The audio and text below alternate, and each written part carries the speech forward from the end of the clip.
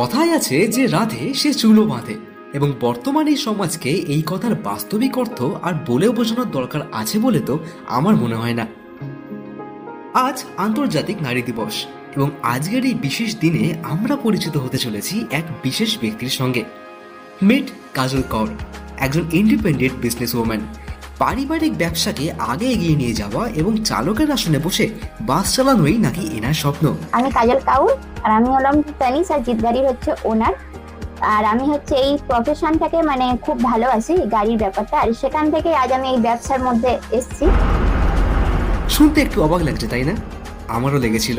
তাই তো ইন্টারেস্টিং এই ব্যক্তিত্বের সঙ্গে দেখা করতে এবং একটি সাক্ষাৎকার নেবার লোভে আমি পৌঁছে গিয়েছিলাম কলকাতা থেকে ডায়মন্ড হারবারে এনারই নিজের বাসে চড়ে। প্রথম যখন আমরা এই গাড়িটাকে নিই, মাইলেজ থেকেও সেরকম যে আমাদের খুব একটা প্রফিট হচ্ছে সেরকম ব্যাপারটা ঠিক না। যেন পুরো বাস ব্যাপারে আগে বাসটাকে সম্পর্কে আগে পুরোপুরিভাবে জানুন, বাস বিজনেসটাকে ভালোভাবে জানুন, তারপরে যেন এই লাইনের দিকে যেন পা বাড়ায়। তাহলে চলো আজকের এই উইমেন্স ডে স্পেশাল পডকাস্টে আমরা আলাপ করে ফেলি বাস মালিকের পাশাপাশি ডায়মন্ড হারবারের সম্ভবত প্রথম মহিলা বাস চালক মিস কাজল কৌরের সঙ্গে।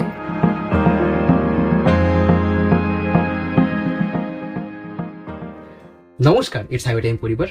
আজকের এই উমেন্স ডে স্পেশাল পডকাস্টে আমার গেস্ট মিস কাজল কৌর, যিনি একজন মহিলা হয়েও তানিশ এবং জিট ট্রাভেলস এর মতন বড় বড় অপারেটরের মালিক। তো কাজল, তোমাকে প্রথমেই জানাই happy women's day. Thank you. তো কাজল, এই আজকের এই পডকাস্ট শুরু করার আগে আমার ভিউয়ার্সদের এবং অডিয়েন্সদেরকে তোমার নিজের ব্যাপারে একটুখানি কাইন্ডলি কিছু শেয়ার করো। আমি কাজল, জিৎ গাড়ি আর তানিশ গাড়ি ওনার। আমাদের গাড়ি চলে ধর্মতলা থেকে বকখালি। তো আমাদের যেহেতু এটা ফ্যামিলি বিজনেস, এই বাসেরটা, সেখান থেকে একটা ভালো লাগা ভালোবাসার জন্য আজ আমি বাই প্রফেশন এই গাড়ির ব্যবসার লাইনে এসেছি, এবং বর্তমান আমি এই ব্যবসার সাথে জড়িত। রাইট। তো কাজল, তোমাকে তো সোশ্যাল মিডিয়াতে অনেক কেউ দেখেছি ফলো করে, বিশেষ করে ফেসবুকে, এবং ওখানে তোমাকে যেই সমস্ত লোকেরা ফলো করে সেখানে অনেকেই দেখেছে যে তুমি বড় বাসের স্টেডিং এ বসে স্টেডিং ঘোরাচ্ছ, বাস ড্রাইভ করছো নিচে। তো বাসে বা গাড়ির প্রতি এই যে ভালোবাসাটা, দেখো টু বি ফ্র্যাঙ্ক বা টু বি অনেস্ট, এখনকার এই যে জেনারেশন আমরা এখন বিলং করছি, এই জেনারেশনের কিন্তু ম্যাক্সিমাম মেয়েদেরকে আমরা দেখি যাদের একটুখানি আর কি ওই বিজনেস করার মাইন্ডসেট নিয়ে এগোয়, তারা অনেকেই আমরা দেখেছি যে কেউ কেউ হয়তো মেকআপ আর্টিস্ট, এখন খুব ফেমাস মেকআপ আর্টিস্ট হয়ে যায়, কেউ কেউ ধরো একটু বেকারি বিজনেসের দিকে চলে যায়, বা কেউ কেউ নিজের কোনো ছোটখাটো স্টার্ট আপ শুরু করে। তো এই জায়গায় দাঁড়িয়ে তুমি নিচে একজন ওম্যান হয়ে তোমার হঠাৎ করে এই বাস বিজনেস বা বাস নিয়ে এত ইন্টারেস্টটা এলো কোথা থেকে? আসলে আমাদের যেহেতু ব্যবসাটা আমি আগেই বলেছি যে দাদুর আমল থেকে আমাদের গাড়ির ব্যবসা। তো সরি, দাদুর আমল থেকে বললে লোকে বলবে হয়তো সেই আগেকার যুগ থেকে। তো দাদুর সময়কার থেকে যেহেতু আমাদের এই গাড়ির ব্যবসাটা দাদুর সময় থেকে, তো সেখান থেকে প্রথমে বাবা এই ব্যবসাটা ধরে। এবার আমরা যখন খুব ছোট ছোট ছিলাম, বাবা তখন এই গাড়িতে নিয়ে আসতো, নিয়ে যেত, ঘুরতে নিয়ে যেত। এবার সেখান থেকেই আস্তে আস্তে বাসের প্রতি ভালো লাগা বা ভালোবাসা, সেখান থেকেই আমি এই ব্যবসার সাথে আমি জড়িয়ে গেছি। একটা ভালোবাসা, তো সেখান থেকে ভালোবাসার দিক থেকে আস্তে আস্তে গাড়ির সঙ্গে নিয়ে করে যুক্ত হয়ে গেছি। যুক্ত হয়ে গেছে। রাইট। তো তুমি যখন বাস ড্রাইভ করো, তোমার সেই এক্সপেরিয়েন্সটা কেমন? খুব ভালো লাগে, কারণ নিজের গাড়ি নিজে চালানোর মতো আনন্দ হয়তো আর অন্য কিছুতে নেই। আর যখন চালাই তখন একদম মন ভালো হয়ে যায় সব দিক থেকে। একদম। তো তুমি তো আই গেস ডায়মন্ড হারবার এলাকার মধ্যে তুমি ফার্স্ট ওম্যান আমার মতে, যে যিনি একজন নারী হয়ে এরকম বাস ড্রাইভ করতে, রাস্তায় আর কি বাস ড্রাইভ করছেন। তো এই যে বিষয়টা, পাবলিক রিঅ্যাকশন কেমন? পাবলিকদের কাছ থেকে তো আমি খুব ভালো পজিটিভ রিঅ্যাকশন পাই, কোনোদিন নেগেটিভ দিক থেকে পাই না। উল্টে যখন আমি গাড়ি চালিয়ে নিয়ে যাই, রাস্তার লোকেরা আমাকে দূর থেকে দেখে বলে অল দ্য বেস্ট, খুবই পজিটিভ ভাইব পাই। কোনোদিন থেকে নেগেটিভ ভাইব পাই না যে ও মেয়ে গাড়ি চালাচ্ছে বা কিরকম। খুব খুব ভালো রিঅ্যাকশন পাই। তো তোমাদের লাইক ফ্লিটে ছোট গাড়িও আছে, স্করপিও আছে, তুমি যেরকম আমাদের শেয়ার করেছো সেটাকে, এন্ড তুমি সেটাও চালিয়েছো, এন্ড তারপরে বড় বাসও চালিয়েছো। দুটোর মধ্যে ডিফারেন্স কি জানি মনে হয়? ছোট গাড়ি তো ক্লাচ গিয়ার এগুলো খুবই নরম হয়, আর বড় বাসের গুলো নরম হয়, কিন্তু একটা কাটানোর দিক থেকে একটা ছোট গাড়ি যে আমরা একটা আন্দাজ করি যে ছোট গাড়ি এইটুকু জায়গার মধ্যে দিয়ে যেতে পারবে, কিন্তু বড় বাসের আমাদের একটা চোখের আন্দাজে দেখতে হবে যে কতটা যাচ্ছে না যাচ্ছে। খুব ভেবে চিন্তে তো গাড়িটা কাটাতে হয়। বড় গাড়ি হুটহাট করে নিয়ে এগোনো যায় না, ছোট গাড়ি হলে একদম স্মুথ, আর বড় বাস একটুখানি আস্তে করে। স্টিয়ারিংও অনেক হার্ড হয় বাসে, ছোট গাড়ি সেখানে অনেক। এখন টাটা মডেলের সবকটা গাড়ির বড় বাসের স্টিয়ারিং গুলো খুবই নরম করে দিয়েছে, তাও একটা বড় জিনিস তার অনেকটা জায়গা একটা চোখের পরিমাপ দিয়ে তো নিয়ে লুকিং যেতে গ্লাস হয়। পরে রেখে সবসময় আমি দেখি। আচ্ছা কাজল, তুমি তো বাস চালাতে শেখার আগে থেকে বাস ব্যবসার সঙ্গে জড়িত, রাইট? তো তুমি বাসের যে বিজনেসটাকে এটাকে কিভাবে দেখো, মানে তোমার পয়েন্ট অফ ভিউটাকে জিজ্ঞাসা করা হয় যে বাস বিজনেস বা বাস শিল্পটাকে তুমি কিভাবে দেখো, সেটা একটু বলো। কথা বলতে গেলে আমি যেহেতু গাড়ি চালানোর আগে গাড়ির ব্যবসার সাথে যেহেতু যুক্ত, আমি একজন মালিক হিসেবে তো বলবো ব্যবসাটা খারাপ ব্যবসা নয়, ভালো ব্যবসা। আর আমার কাছে ভালো তার কারণ আছে, কারণ আমি ছোটবেলা থেকে এই গাড়ির সঙ্গে হচ্ছে জড়িত। তারপর একটু বড় হলেই যেহেতু এই গাড়ির ব্যবসার মধ্যে যুক্ত হয়ে গেছি, তো আমার কাছে এই গাড়ির ব্যবসাটা আমার কাছে তো খুব কমফর্ট নিজের জায়গা বলে মনে হয়, যে আমার শান্তির জায়গা, আমার কমফর্ট জায়গাটাই হচ্ছে আমার এই ব্যবসা, গাড়ির ব্যবসা। তো আমার পয়েন্ট অফ ভিউ থেকে বলতে গেলে এই গাড়ির ব্যবসাটা হচ্ছে খুব ভালো একটা ব্যবসা, যেহেতু ছোটবেলা থেকে আমি এই গাড়ি ব্যবসার সাথে বা এই গাড়িগুলোর সাথে যুক্ত আছি আমি। তো তোমার মতে ব্যবসাটা মানে লাভ লোকসানের দিক থেকে কেমন? মানে আমি তোমাকে সোজা ভাষায় কোশ্চেন করছি, যদি কোনো নিউ কমার্স বা যারা ধরো এই বিজনেসে ইনভেস্ট করতে চাইছে আগামী দিনে, তাদের উদ্দেশ্যে তুমি এখানে কি বলবে? দেখো, আমি তো একটা কথা বলবো যে যারা নতুন এই ব্যবসার মধ্যে আসতে চাইছে, এখন হচ্ছে গাড়ি ব্যবসা খুব টাফ জায়গা একটা চলে গেছে। তো আমি চাইবো যারা আসতে চাইছে নতুন, তারা যেন পুরোটা ভেবে চিন্তে গাড়ির সম্পর্কে জেনে বুঝে, মানে ব্যবসার সম্পর্কে জেনে বুঝে যেন এই গাড়ির ব্যবসায় যেন পা বাড়ায়। এইটাই বলবো, যেন হুটহাট করে যেন গাড়ি শখের জন্য নিলাম নামিয়ে নিলাম রুটে, সেটা যেন না করে, যেন পুরো ভালোভাবে জেনে যে গাড়ির সম্পর্কে তাদের জ্ঞান আছে, গাড়ির ব্যবসার সম্পর্কে তারা জানে, তবেই যেন এই ব্যবসায় যেন আসে। তো মোটামুটি দেখো, আমার যেটুকুনি ধারণা বা আমার যেটুকুনি আইডিয়া, সেই অনুযায়ী একটা বাসের ব্যবসা শুরু করতে গেলে মিনিমাম আমাকে প্রায় হাতে 40-50 লাখ টাকা নিয়ে নামতে হবে মাঠে, তাই তো? আমি একটা বাস কিনে নিলাম, পারমিট হয়ে গেল, সব কিছু ক্লিয়ার করে আমি রাস্তায় গাড়ি নামিয়ে দিলাম। এরপরে আমাকে হাতে কতটা টাকা বাঁচিয়ে রাখতে হবে মানে ব্যবসাটাকে কন্টিনিউ করার জন্য, at least for 1 month, initial 1 month? তবে আমার মনে হয় যে নিশ্চয় হাতে লাখখানেক তো কিছু টাকা রাখতে হবে, লাখখানেকের কাছে। কারণ মানে এটা গাড়ি কেনা সবকিছু করে নেওয়ার পরের কথা বলছি। হ্যাঁ, পরের কথা বলছি, মানে কিছু তো 1 মাস না হলেও মানে 2-3 মাসে, মানে যাই হোক, মানে লাখখানেক টাকা থাকলে, কারণ গাড়ির মেইনটেনেন্স আছে, গাড়ি তারপর গাড়ি কেনা মানে তো শুধু কেনা না, গাড়ির সার্ভিসিং আছে, ফার্স্ট সার্ভিস যেটাকে বলে কোম্পানিতে, সেগুলোর জন্য টাকা রাখতে হয়। তারপরে 2-3 মাস না হোক কিছু মাসের পরে গাড়ির টুকটাক কাজ করানো যেগুলো হয়। তারপরে গাড়িতে এখন রুটের যে অবস্থা, তো গাড়ির ক্লাচ ব্রেক এইসবে কাজ করানো, গাড়ির টায়ার কেনার খরচা, মানে রেখে তো মানে কিছু তো টাকা, লাখখানেক তো টাকা তুলে রাখতে হবে হাতে। শুধু গাড়ি কিনলাম, পারমিট নিলাম, রুটে চালিয়ে দিলাম, সেটা তো না, হাতে তোমাকে কিছু টাকা রেখে যে গাড়িটাকে মেনটেন করতে হবে, মেনটেনেন্সে মানে প্রথম মেনটেনেন্সের খরচাটা তো আমার কাছে রাখতে হবে। মোটামুটি দেখো, আমাদের এখন বাসের ব্যবসাটা এমন হয়ে গেছে যে সবাই ভাবে যে বাস মানে নামিয়ে নিতে পারলেই অনেক টাকা, অনেক প্রফিট, এরকম একটা ব্যাপার। তো সেরকমটা কিন্তু আদতে হয়তো অনেকটাই নয়, সেটার সঙ্গে সেই কল্পনার সঙ্গে বাস্তবের অনেকটাই এখানে পার্থক্য রয়েছে। তো তোমরা এই পার্থক্য থাকা সত্ত্বেও, ও বাই দ্য ওয়ে তোমাদেরকে বলে দিই যে এখন কিন্তু আমি বসে আছি জিপ ট্রাভেলসের একদম ব্র্যান্ড নিউ গাড়ির মধ্যে, যেটা হচ্ছে একটি টাটা এসিজিএল বডির 916 গাড়ি। তো কাজল, তোমাকে প্রথমে অনেক অনেক কংগ্রেচুলেশন এই নতুন গাড়ির জন্য। তো আমাকে একটা কথা বলো যে এই গাড়িটা সঙ্গে তোমাদের এক্সপিরিয়েন্স কেমন, মানে বাইং এক্সপিরিয়েন্স কেমন ছিল টাটা মোটরসের সঙ্গে? বাই এক্সপিরিয়েন্স বলতে গেলে বলবো খুবই ভালো ছিল। গাড়িটা আমরা আলমপুর থেকে নিয়ে এসেছিলাম, তো তারা সেখানে যেভাবে সার্ভিস দিয়েছে, মানে আমাদের এই গাড়ির প্রতি, যেহেতু আমাদের কাছে একদম নতুন গাড়ি, পুরো নতুন এর আপডেট, মানে আপডেটেড গাড়ি এগুলো, তো খুব ভালোভাবে আমাদের বুঝিয়ে দিয়েছে, তো মানে সম্পর্কটা খুব ভালো। তো আমি যে কোশ্চেনটা তোমাকে করতে আসছিলাম এই কথাটা আসার আগে, যে এই যে মানে কল্পনার সঙ্গে যে মানে বাস্তবে যেটা পার্থক্য রয়েছে, এন্ড এই গাড়িটা, নতুন গাড়িটা লকডাউন পিরিয়ডের পর টাটা 16-18 গাড়িটা বাদ দিয়ে এটা তোমাদের সেকেন্ড নতুন গাড়ি অ্যাডমিলার ফ্রিতে, রাইট? তো এই যে এত চ্যালেঞ্জেস বাস ব্যবসায়, এত কিছু বাধা বিপত্তি পেরিয়ে লকডাউনের মতন একটা বড় মানে প্যান্ডেমিক পার করার পরে এই নতুন গাড়ি, কি বলতে চাও এটা নিয়ে? তো লকডাউনটা তো আমাদের জন্য, সবার জন্য, সব বাস মালিকের মধ্যে জন্য বা অন্য সবার জন্য, যারা যে কাজ করুক না কেন, খুবই একটা কঠিন পরিস্থিতির মধ্যে দিয়ে আমরা সবাই পার করেছি। তো তারপরে তো অনেকটা সময়, মানে 4-5 বছর হতে যাচ্ছে, তো সেই সময়টাকে পার করে এই নতুন গাড়ি আনাটা তো একটা চ্যালেঞ্জ ছিলই, মানে না হবো কি না হবো, একটা মাথার ভেতরে একটা কনফিউশন ছিল। তারপরে আস্তে আস্তে এটাকে মানে তারপর ঠিক করালে একটা নতুন গাড়ি যে ব্যবসা তো বাড়াতে হবে। আচ্ছা, তো কাজল, তোমাদের এখন তানিশা জিপ ট্রাভেলস এর আন্ডারে BS3, BS4 কিংবা BS6 প্রত্যেকটা এমিশন নর্মস গাড়ি আমরা দেখতে পাচ্ছি। তো যারা ধরো নিউ কামার্স এই বিজনেসে যারা ইনভেস্ট করতে চাইছে, তাদের উদ্দেশ্যে তোমার এখানে সাজেশনটা কি থাকবে, যে তাদের কি একেবারে ব্র্যান্ড নিয়ে নতুন BS6 গাড়ি নিয়ে মানে ব্যবসা শুরু করাটা বেশি কার্যকরী হবে, নাকি তারা যদি চায় যে BS3 কিংবা BS4 গাড়ি সেকেন্ড হ্যান্ড বা লিজে নিয়ে এই বিজনেসের নামে, তাহলে সেটা বেশি এখানে আর কি প্রফিট এনে দিতে পারে তাদেরকে?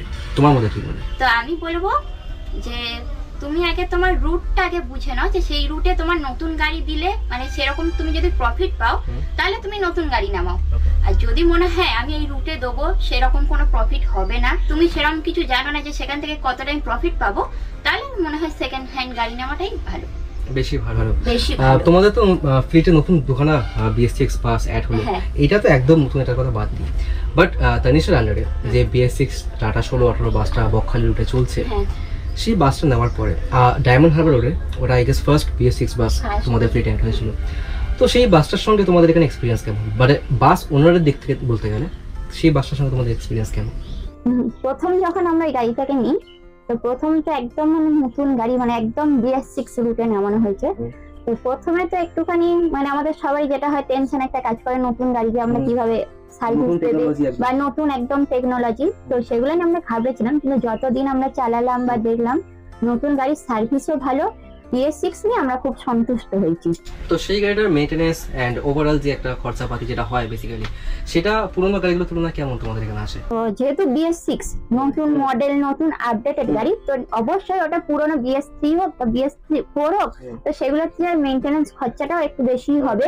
আর সব থেকে বড় ব্যাপার, এগুলো হচ্ছে কম্পিউটারাইজড গাড়ি, তো তার মেইনটেনেন্স খরচাটাও তো একটুখানি বেশি হবে না অন্যান্য গাড়ি। আমি যদি শুনেছি যে নাকি লোকাল কোনো গ্যারেজ থেকে ঠিক করা পসিবল না, কোনো যদি ব্রেকডাউন কিছু হয় ওয়ার্কশপে নিয়ে যেতে হবে, অ্যান্ড সেই ক্ষেত্রে খরচাটা অনেক বেশি পরিমাণে আসে।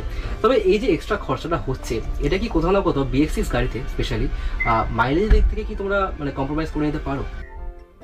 দেখো, বলতে গেলে নতুন গাড়ি তো মাইলেজ তো ভালো দেবেই, এবারে মাইলেজ কেন এখন রুটের যা অবস্থা, তো মানে মেইনটেনেন্স এর দিক থেকেও অনেকটা খরচা হয়ে যায়। তো মাইলেজ থেকেও সেরকম যে আমাদের খুব একটা প্রফিট হচ্ছে সেরকম ব্যাপারটা ঠিক না। তো কাজল, আমার একটা জাস্ট সিম্পল কোশ্চেন আছে, যে এত রকম অপারেটর মানে এত রকম ব্র্যান্ড এখানে রয়েছে, অপারেটর মুখে ভুল করে বেরিয়ে গেছে, সরি, এত রকম ব্র্যান্ড রয়েছে, Eicher, Bharat Benz, Tata, Leyland, তো সেই জায়গায় দাঁড়িয়ে টাটাই কেন, অন্য কোনো ব্র্যান্ড নয় কেন? টাটা হচ্ছে লিল্যান্ডের চেয়ে মানে একটু বেশি ভালো গাড়ি, টাটার মানে সব দিক থেকে, স্টিয়ারিং, ক্লাচ, গিয়ার এগুলো হচ্ছে মানে লিল্যান্ডের চেয়ে সফট।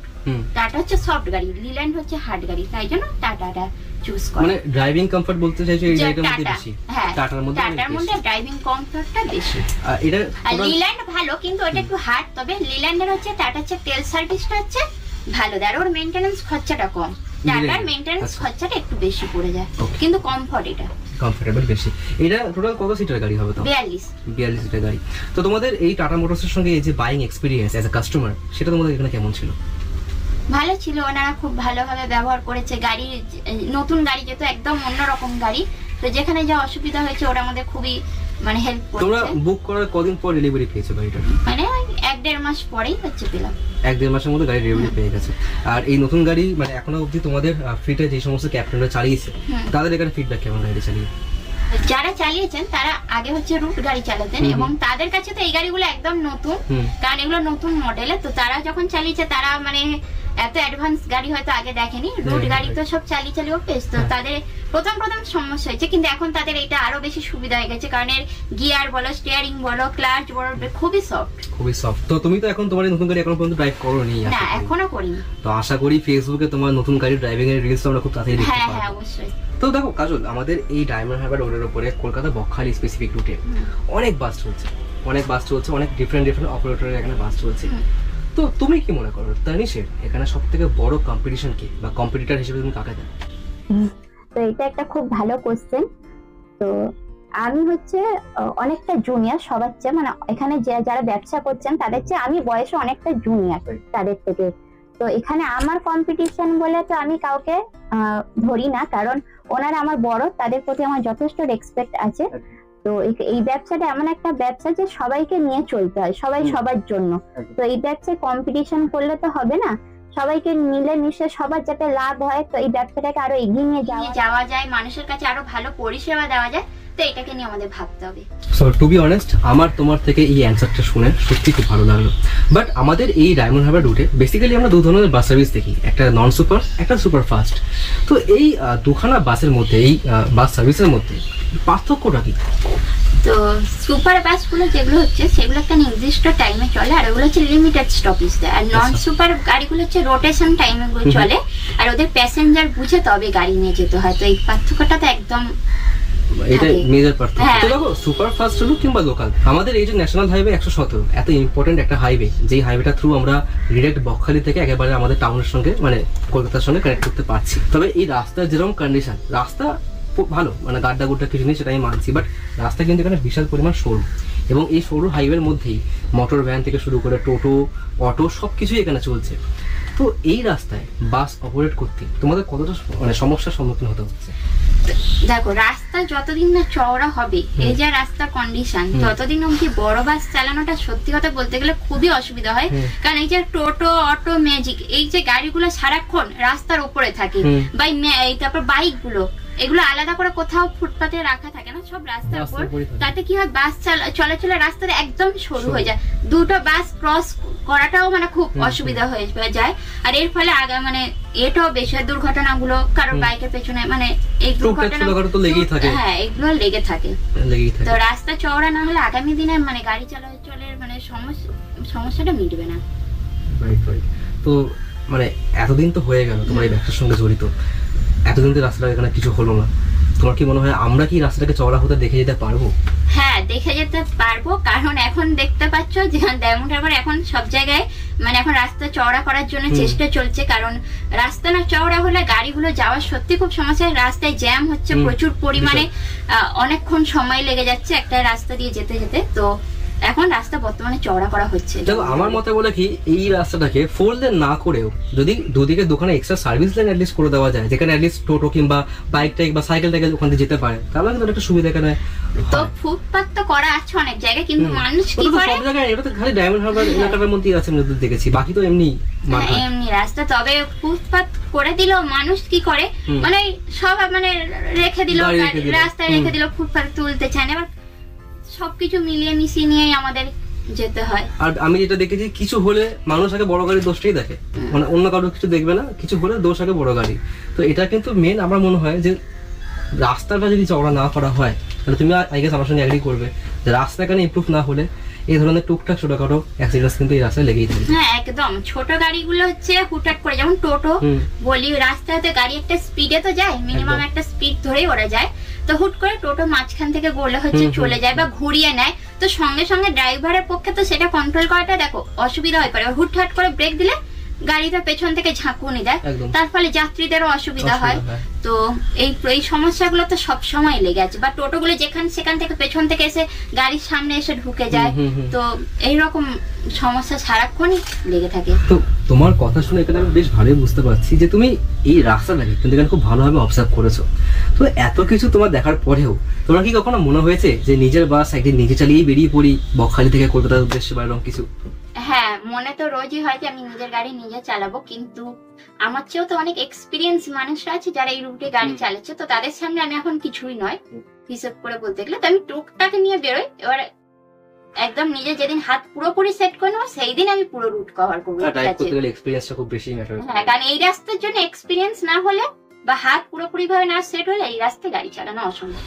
ভবিষ্যতে টানিশ কিংবা জিপ ট্রাভেলস হোক না কেন, এদের থেকে আমরা কি সাউথ সেকশন রোড বাদ দিয়েও অন্য কোনো রুটে কি নতুন গাড়ি দেখতে পারবো, বা অন্য কোনো রুট নিয়ে তোমাদের কি এখানে কোনো পরিকল্পনা রয়েছে? হ্যাঁ, মানে প্রত্যেক মানুষের স্বপ্ন থাকবে যে শুধু এই জেলায় না, আমার গাড়ি আরো বিভিন্ন জেলায় সার্ভিস দিই। তবে স্বপ্ন তো থাকে প্রত্যেকটা মানুষের, এবার সেটাকে পূরণ করার জন্য এবারে চেষ্টা করতে হবে, করছি সেটা আমরা, যে আমরা আরো পরিশ্রম করছি যাতে আমরা এই জেলা ছাড়াও অন্য জেলায় যেন আমরা গাড়ি পরিষেবা যেন দিতে পারি। পডকাস্টের একদম শেষে এসে তোমার কাছে আজকের এই ভিডিওর আমার শেষ কোশ্চেন এটাই থাকবে যে তোমাদের গাড়িতে প্রত্যেক দিন যে সমস্ত নিত্য যাত্রীরা এখানে সফর করছে, যারা তোমার লক্ষ্মী, তাদের উদ্দেশ্যে তোমার এখানে কি বক্তব্য বা তাদেরকে তুমি কি বলতে চাও? তো এটাও একটা কিন্তু খুব ভালো কোশ্চেন। সত্যি কথা বলতে গেলে যাত্রীরা হচ্ছে বা প্যাসেঞ্জাররা হচ্ছে আমাদের হচ্ছে অন্নদাতা, কারণ ওনারা আছে বলেই আমরা আমাদের ব্যবসাটা চলছে।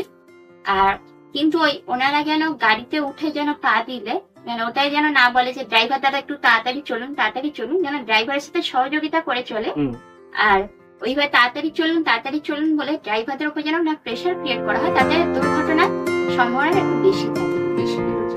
কারণ ওনারা চাপে পড়ে যায়। ওনারা তো পেট্রোল- ওনারা আমাদের অন্নদাতা, ঠিক আছে, কিন্তু এই গাড়িতে উঠে যেন একটু ড্রাইভার দাদাদের সাথে যেন সহযোগিতা করে যেন চলুন। ওনারা উঠে যেন না ড্রাইভারদের উপর বলে যে দাদা তাড়াতাড়ি চলুন। আর ওনাদেরও মাথায় একটা মানে আগে থেকে চাপ থাকে, কারণ চাপ ওদেরকে নির্দিষ্ট সময়ের মধ্যেই এন্ড কভার করতে হয়। তাহলে মোটামুটি এই ছিল টাইমের রোম্যান্স স্পেশাল একটা পডকাস্ট মিস কাজল করার সঙ্গে। তোমাকে আরো একবার জানাই নমস্কার। Thank you. তো আশা করি আজকের এই পডকাস্টের থ্রু আমার চ্যানেলের ভিউয়ার্সরা এখানে বাস বিজনেস সম্বন্ধে আরো অনেক কিছু নতুন জানতে পেরেছে এবং এই ব্যাপারে আরো নলেজ এখানে গেইন করতে পেরেছে। তবে আজকের গল্প এখানে শেষ করি। দেখা হবে তোমাদের সঙ্গে তাহলে পরের ভিডিওতে। ততক্ষণের জন্য যখনই রাইড করবে হেলমেট এবং ড্রাইভ করবার সময় সিট বেল্ট অত্যন্ত গুরুত্বপূর্ণ একটা মানে জিনিস। একটা কথা হচ্ছে সেফ ড্রাইভ সেফ লাইফ। একদম সেফ ড্রাইভ সেফ লাইফ। তো দেখা হবে তোমাদের সঙ্গে তাহলে পরের ভিডিওতে। ততক্ষণের জন্য বাই।